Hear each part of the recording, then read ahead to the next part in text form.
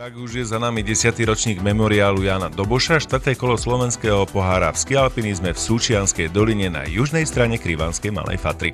Na skialpinistickom memoriáli v Sučanoch sa zúčastnilo 67 pretekárov, dokonca aj z Poľska a Česka.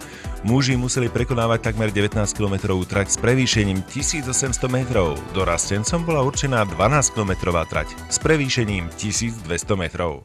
Janko Doboš bol vlastne zakladateľ tejto myšlienky pretekov v Sučanoch a v Sučianskej doline. Bohužiaľ tragicky zahynul po druhých pretekoch, ktoré stihol zorganizovať a vlastne na jeho počesť my pokračujeme v tej jeho myšlienke a organizujeme tieto preteky aj ďalej.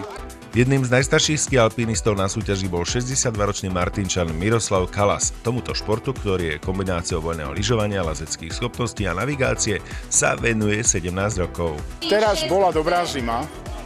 Ja bývam v Martine a Martinské hole. Vyveziem sa autobusom na Konečnú a keď sú dobré podmienky, tam zapnem lyže a idem hore.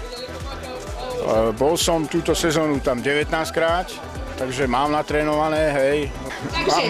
Mám 76 kg, nejaké veľké zdravotné problémy nemám, hej, ale dovolím si tvrdiť, že keby som sa nehýbal, tak už bolo by to horšie. Organizátori hovoria, mali sme na mále. Do poslednej chvíle totiž nevedeli, ako to bude so snehom, pretože minulý rok práve pre jeho nedostatok súťaž v Sučianskej doline zrušili. A už to vyzeralo tak, že nebudeme môcť urobiť tieto preteky vlastne, lebo my nemeníme robiť preteky, skialpinistické preteky po zjazdovke. Skialpinizm je o tom, o horách, o voľnom teréne, o lyžovaní. Najdôležitejšie je vraj kvalitné vyznačenie trate, s ktorým im v minulosti pomáhal horolezec Peter Šperka, jedna z obetí teroristov v Pakistane.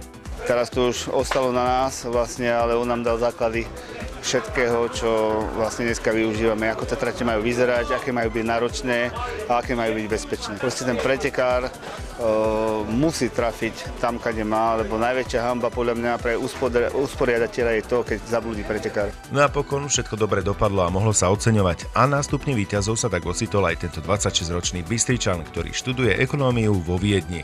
Dobre to bežalo pre mňa, mne sa šlo veľmi dobre.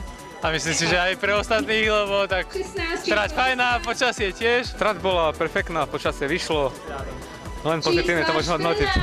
Veľká spokojnosť. Príprava bola celkom dobrá. Minulý týždeň boli na svetovom pohári. Bolo to dosť náročné, ale asi sa to oplatilo. Dneska sa to potvrdilo. Súčanom sa už chystajú na ďalší ročník. Krásy tamojšej doliny by však radi využili aj v lete. Už dnes snívajú o súťaži v duatlone, ktorý je kombináciou behu a cyklistiky. Starosta Vladimír Plžík tvrdí, máme na to všetky predpoklady. Je to príhorský charakter s tým, že môžu tu prebiehať rôzne aktivity. Obec sa nachádza cirka 5 km od Martina a ľudia v súčasnosti vyhľadávajú práve takéto lokality, ktoré sú blízko centier. Či to je Martin, ale koniec koncov aj Žilina nie je ďaleko.